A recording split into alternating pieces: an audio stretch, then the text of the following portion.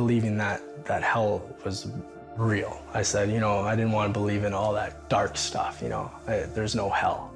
That's what I thought, but there is a hell. Jordan Samuel believes there's a hell because he believes he's been there.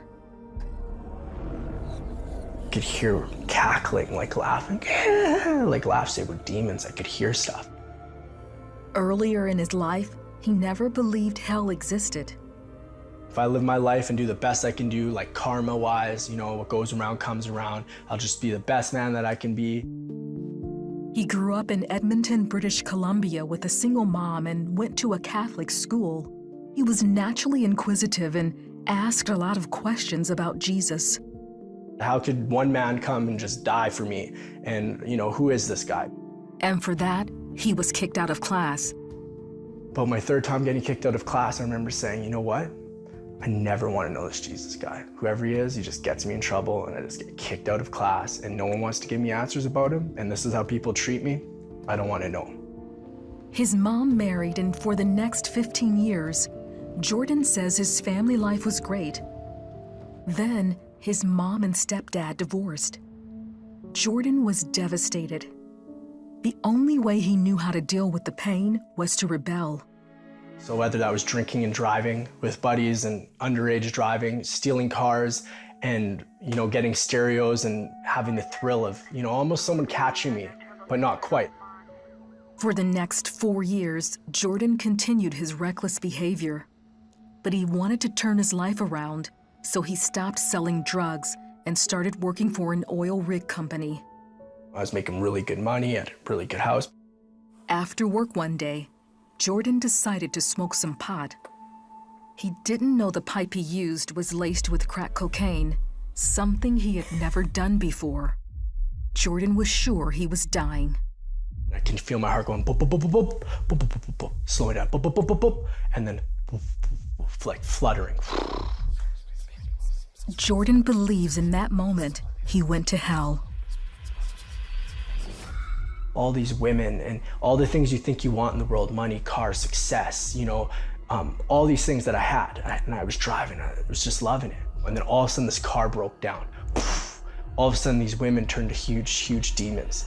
And it earthquaked. And I look behind me and I can hear screaming, it's all red and black. Turn around, get out of here. It sounded like people burning, people that were just burning, that couldn't find a cure or a fix to anything. It was just the worst. And I remember being afraid, gripping the steering wheel. And then all of a sudden it was like, I'm back to my body in the trailer room. As Jordan was taking what he thought was his last breath, he made a declaration of faith to God. And my heart's going boom, boom, like the last beat.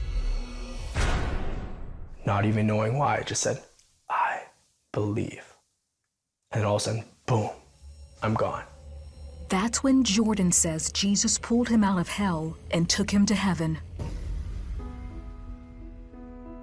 He was all in white. He was in a robe when I saw him. And he looked at me and he wears a crown on his head. His eyes are fierce like fire, but there is no like color, just bright looking at me. And he just is amazing. You're at his feet. You're at the Lord's feet because he's just perfect. You worship him because he's the Almighty. You worship him because he saved us. Then Jordan believes he was standing before God. The Lord went to the right hand of the Father, and I began to get judged by the Father. And it was the worst, because what happened was he played secrets in my heart that I locked away that I only knew that I ever did. And I thought no one could do, and I could feel what God felt. And I said, Lord, forgive me. Like it was the worst feeling. And he just comes in and he hugs you. He says, all is forgiven. My old heart was broken. My old heart needed fixing. And God gave me a new heart. All of a sudden, he told me he loved me, that I'm not alone, that I've never been alone. He showed me all the times in my life where I thought I was lucky, that I thought I was alone, but how his hand was always just upon me. And he was always right there pursuing me nonstop. He hugged me again, told me he loved me.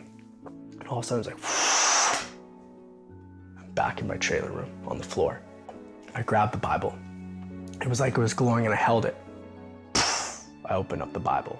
First thing I ever read out of the Bible was Psalms 34. The happiness of those who trust in God. I began to read it and it was everything that just happened to me. Only God can do that. Jordan shared his journey to heaven and hell with his girlfriend Danica.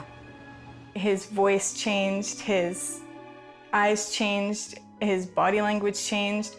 Everything about him was new. It was different. So there was no doubting that he had had the experience that he did. My mouth, my words, swearing, everything was like cleansed. I was delivered from any addiction I had. Today, Jordan and Danica are married with 2 children. They're missionaries preaching the gospel around the world. They're letting everyone know Jesus is real and that he can change the most hardened heart with his love. God loves the broken and loves the lost, and he doesn't give up on them. He loves them with all his heart. He leaves the flock to find the one, and he did.